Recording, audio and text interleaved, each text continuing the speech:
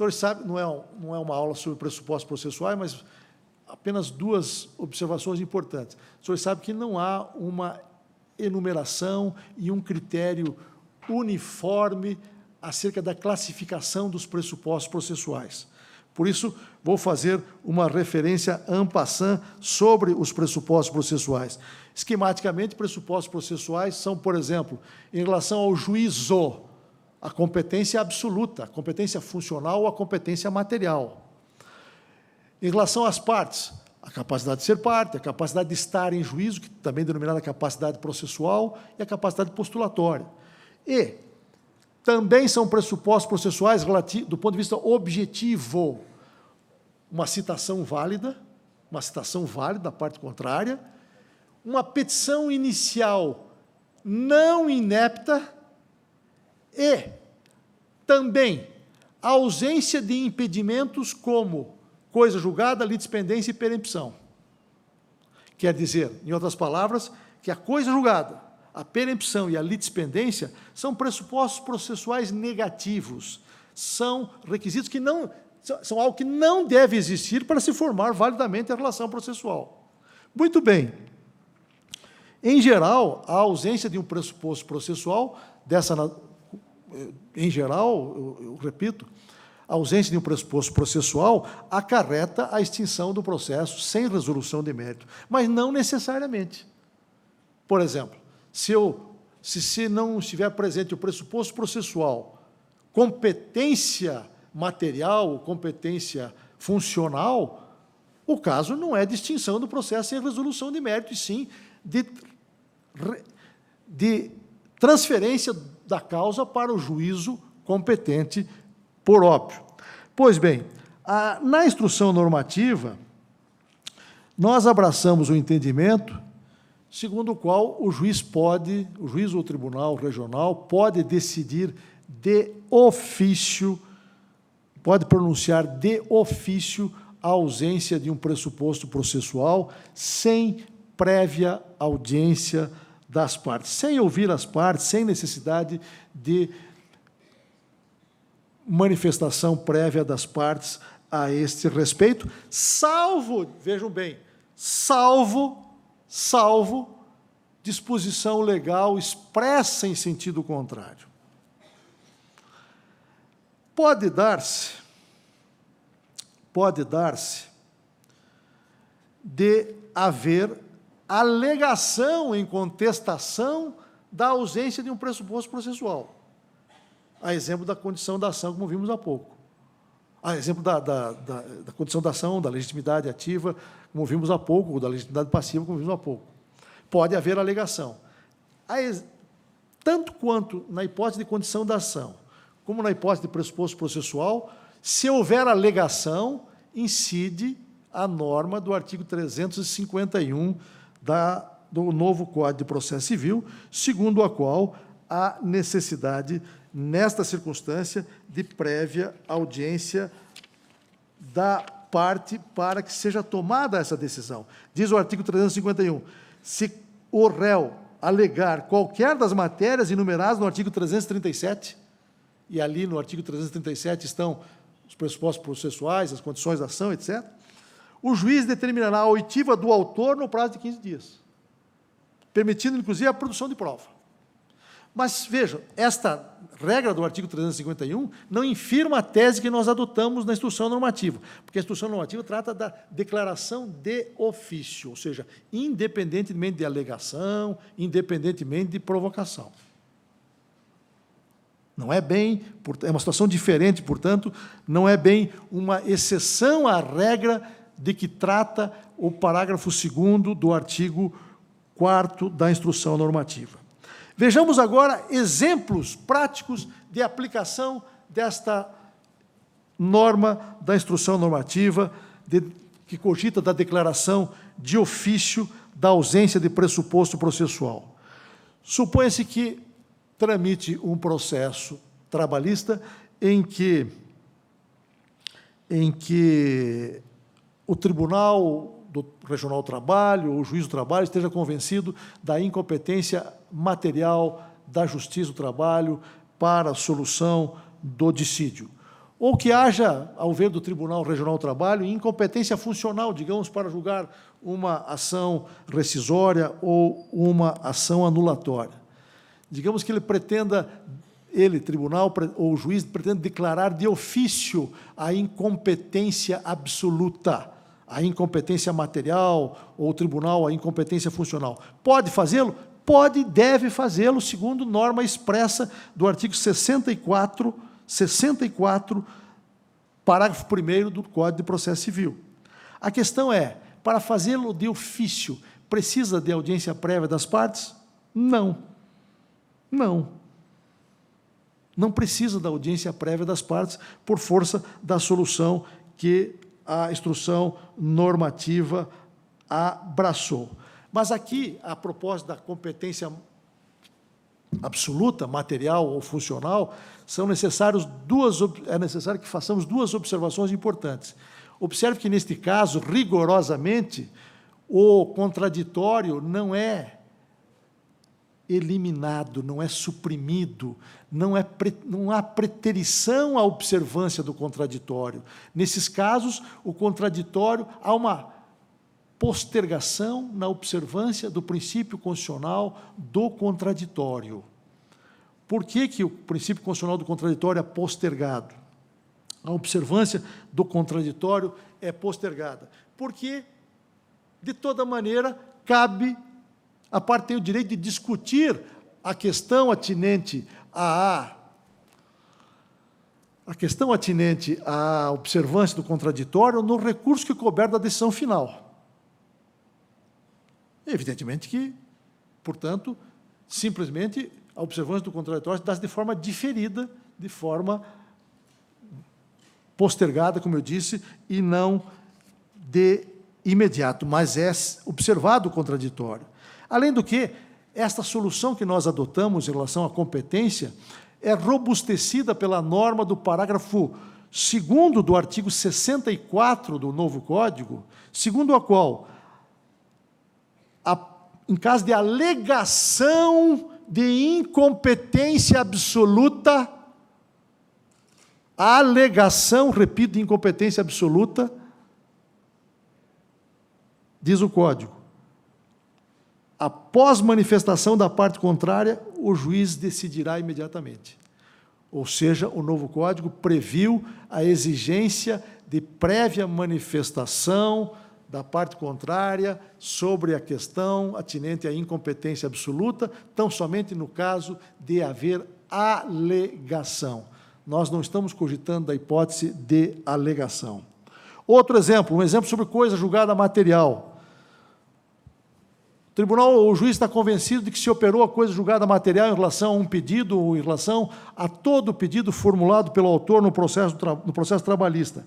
Pode e deve declarar de ofício a extinção do processo sem resolução de mérito, independente, na forma do artigo 485, inciso 5º e parágrafo 3º, independentemente de audiência prévia das partes.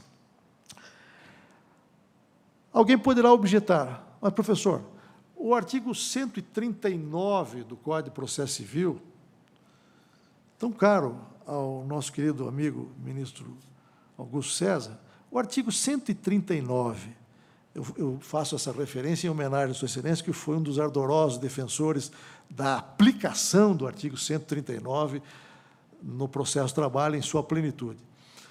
Pois bem, esse artigo 139, ministro Augusto César, como Vossa Excelência haverá de recordar, no inciso 9º, diz o seguinte, que incumbe ao juiz determinar o suprimento de pressupostos processuais.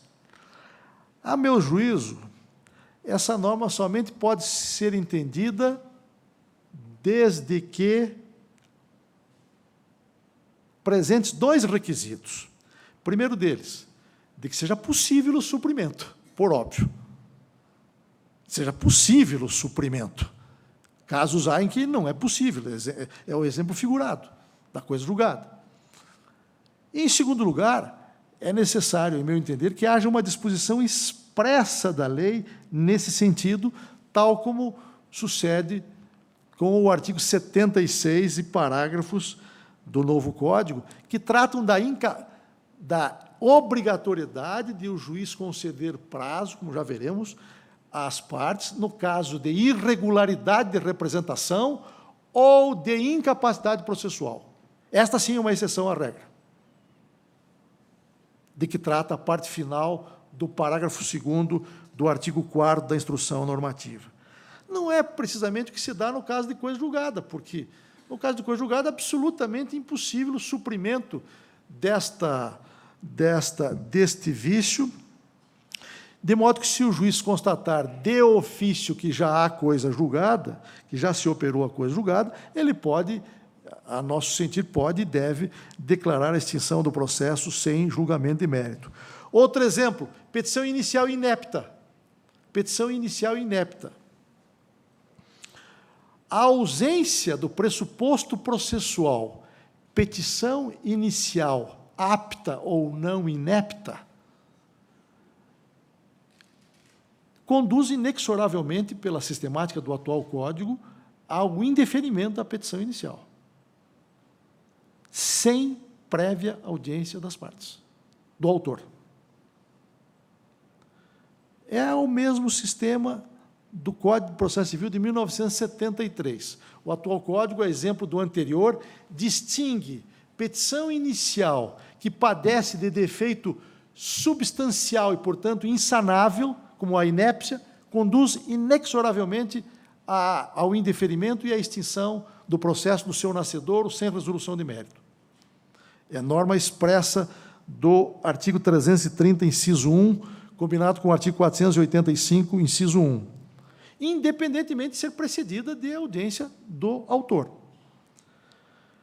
Agora, aliás, nesse sentido, é a atual súmula 263 do Tribunal Superior do Trabalho. Agora, o Código também distingue, e a nossa súmula, historicamente, já o faz há muito tempo, o caso de petição inicial que se ressinta de defeito não substancial e, portanto, sanável. Neste caso, necessariamente, o juiz haverá de conceder um prazo para que a petição inicial seja emendada quanto à irregularidade nos termos da súmula 263. Por fim, precisamos tratar do que eu considero a exceção da regra de exceção. A exceção de que cogita um dos casos de exceção, da exceção de que cogita a parte final do parágrafo 2º do artigo 4º da Instrução Normativa 39, ou seja, de um caso em que, excepcionalmente, para declarar de ofício, se declarar de ofício, o juiz ou o tribunal regional haverá de consultar previamente a parte.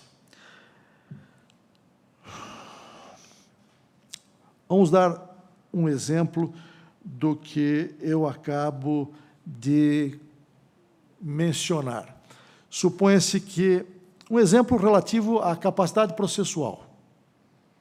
Capacidade processual, também conhecida como capacidade de estar em juízo, que não se confunde com a capacidade de ser parte e nem se confunde com a capacidade postulatória, como todos sabemos.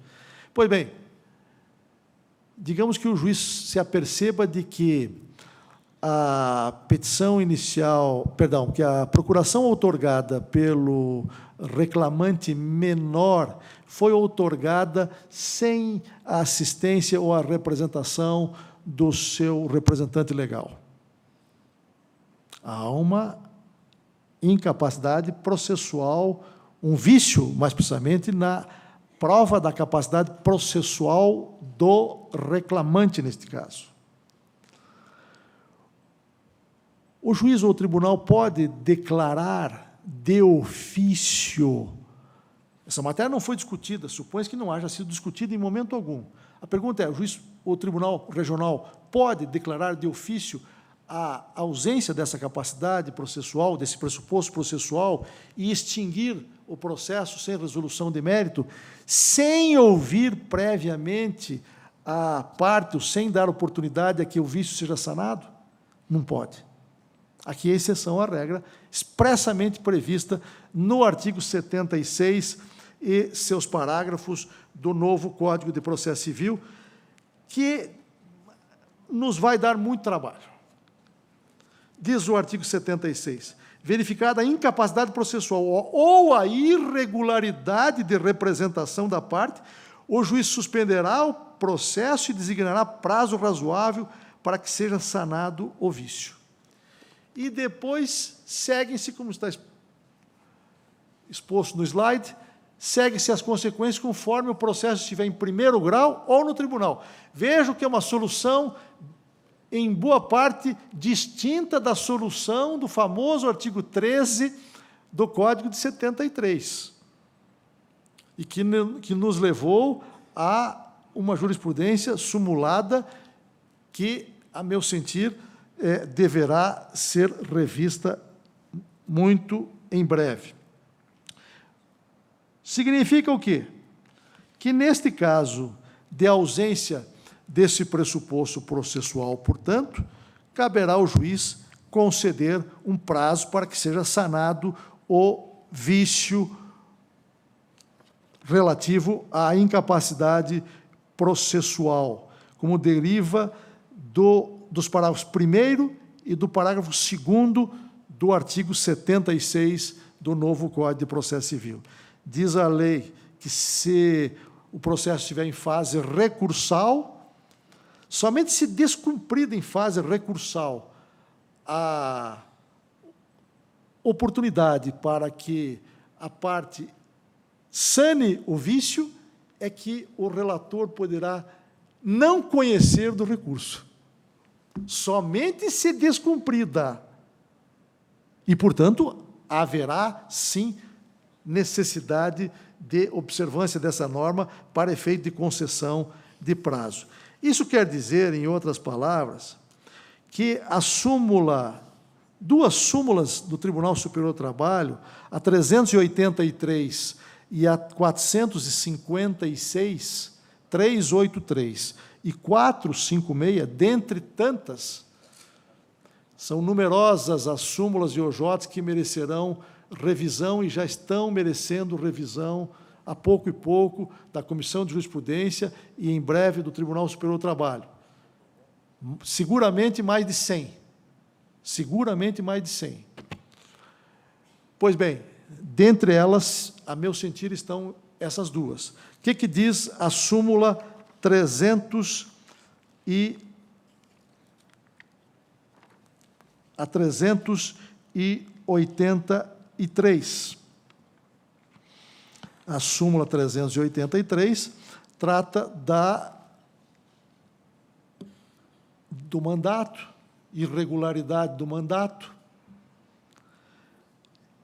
inspirada no famoso artigo 13 do CPC de 73, diz ainda que é inadmissível na fase recursal a regularização da representação processual na forma do artigo 13 do CPC, etc.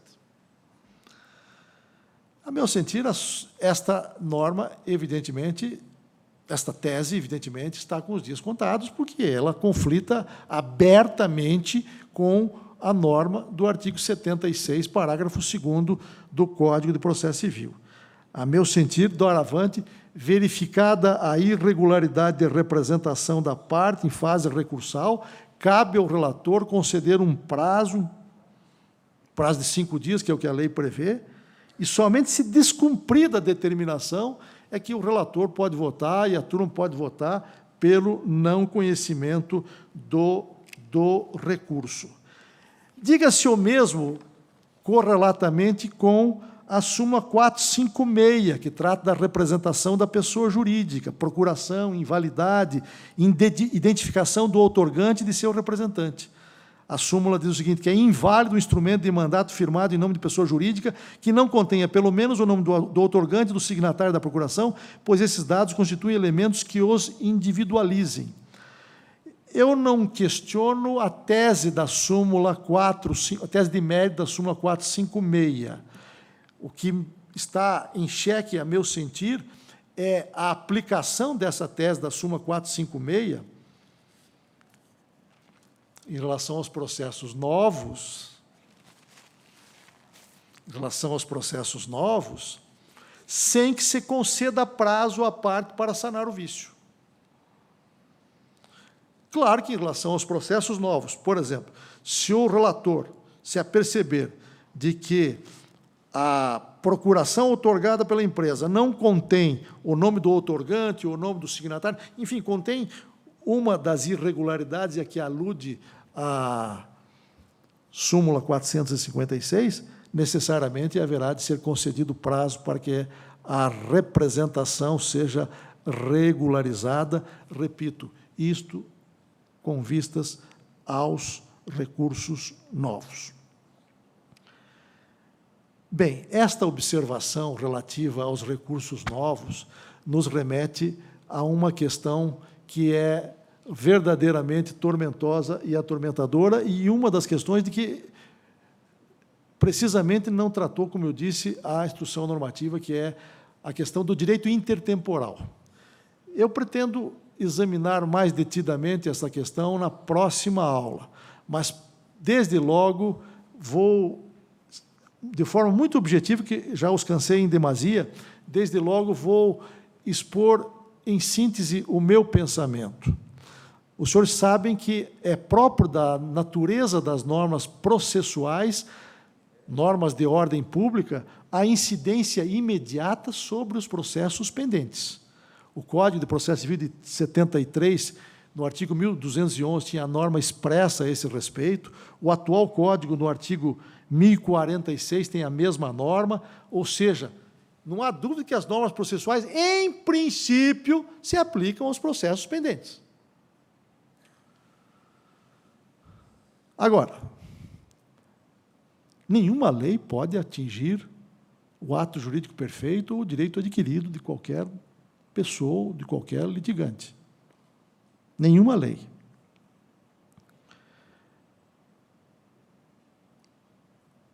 A linha divisória, portanto, central para a aplicação de qualquer nova norma do processo civil sobre processo pendente é, e não pode deixar de sê-lo, a preservação do direito adquirido processual de qualquer das partes.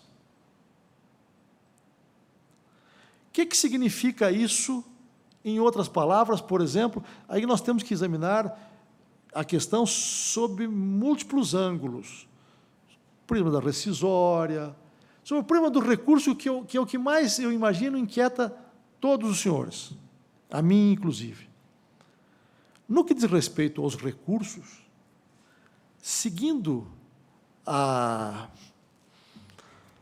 doutrina dominante e a jurisprudência dominante, considera-se que a lei de regência do recurso é a lei vigente ao tempo da publicação da decisão.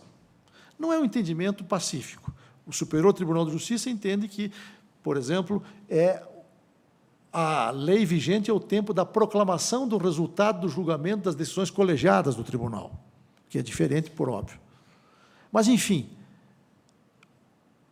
esses dois critérios me parecem os critérios defensáveis para reger a aplicação da lei no tempo no que tange aos recursos.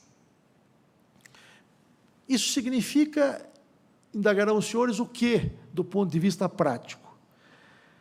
Significa que, no fundo, a solução que se deva encontrar para esta questão, de modo a preservar-se o direito adquirido processual de qualquer das partes, está na nossa boa e velha CLT, aplicando-se analogicamente à norma que está no artigo 915 da CLT.